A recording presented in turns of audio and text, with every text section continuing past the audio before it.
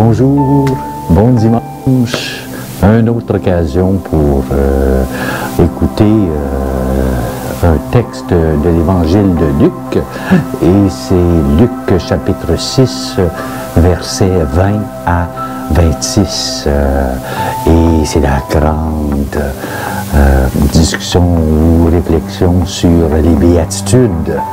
Et vous allez voir que c'est quand même assez solide pour nous faire réfléchir aujourd'hui à notre vie de tous les jours.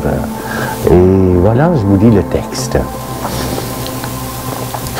En ce temps-là, Jésus descendit de la montagne avec les 12 et s'arrêta sur un terrain plat. Il y avait là un grand nombre de ses disciples et une grande multitude de gens venus de toute la Judée, de Jérusalem et du littoral de Tyr et de Sidon.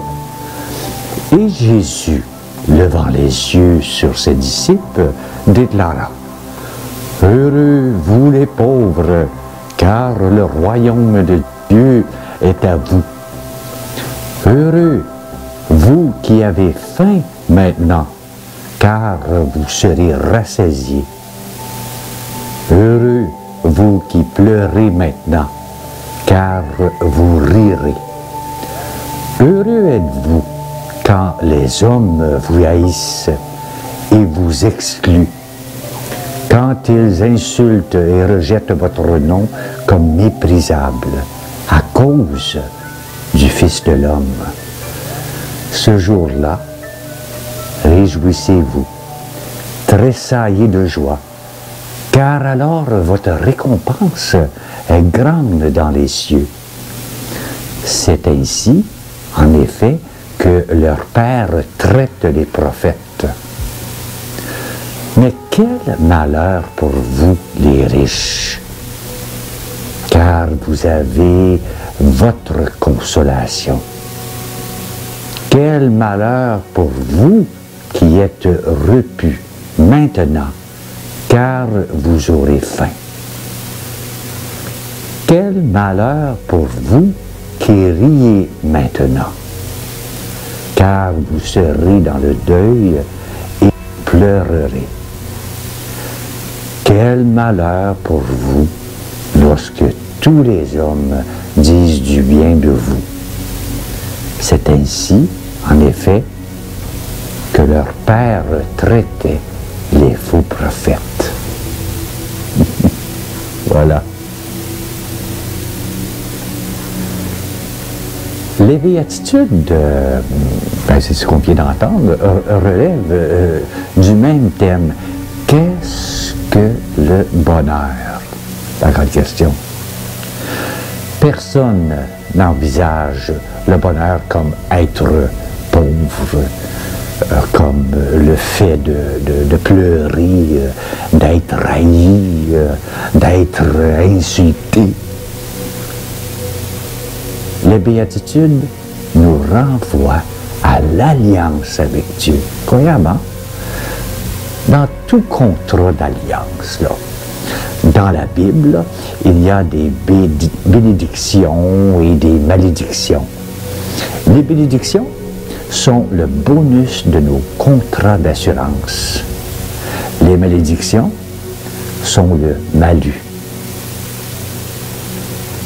Les béatitudes renversent le schéma classique qu'on est habitué de voir de la Torah. La bénédiction n'est plus dans les choses bonnes, mais dans les difficultés de la vie. Donc, les malédictions ne résident plus dans des choses mauvaises, mais dans les richesses, dans la gloire ou le pouvoir.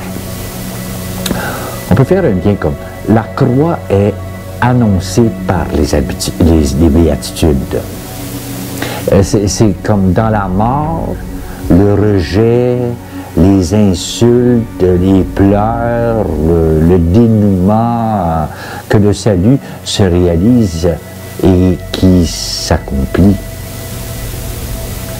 Que la gloire se manifeste. que le bonheur se révèle. Les béatitudes s'inscrivent pleinement dans le schéma d'alliance passé entre Dieu et son peuple. Cela relève aussi que le salut n'est pas pour ceux qui ont déjà tout, mais bien pour ceux qui n'ont rien. Le salut et le bonheur sont faits pour ceux qui ont faim et soif de justice, de paix, d'amour. La bénédiction ne réside plus dans la richesse, le nombre d'enfants, le pouvoir, dans l'avoir, mais bien dans ce qui n'est pas dans mon être intime. Les béatitudes révèlent la sagesse de Dieu. Folie pour les hommes, mais sagesse qui se révèle dans la croix. Nous, là, on retourne toujours à la croix. Je crois personnellement que le Christ nous recrée toujours et encore dans la nouveauté, la fraîcheur, qu'il prend un immense plaisir à cela en souhaitant que nous soyons créatifs, imaginatifs, surprenants à son image. Car Jésus est le Dieu des surprises. On pourrait faire des parallèles avec l'enfant. Quelle joie merveilleuse et, on pourrait dire, prodigieuse pour moi d'être convaincu que Jésus me pousse à être une personne originale, créatif, unique, même chose pour toi. Et voilà. C'est un beau dimanche, une autre occasion pour faire le plein, nourrir son âme, pour pas qu'elle soit vide. Ça paraît en face, quand on ne vit pas quelque chose. Quand on vit quelque chose en profondeur, tous les traits, tout change. Ça paraissait beau. Et voilà, encore, bon dimanche, c'est qu'à bon sourire.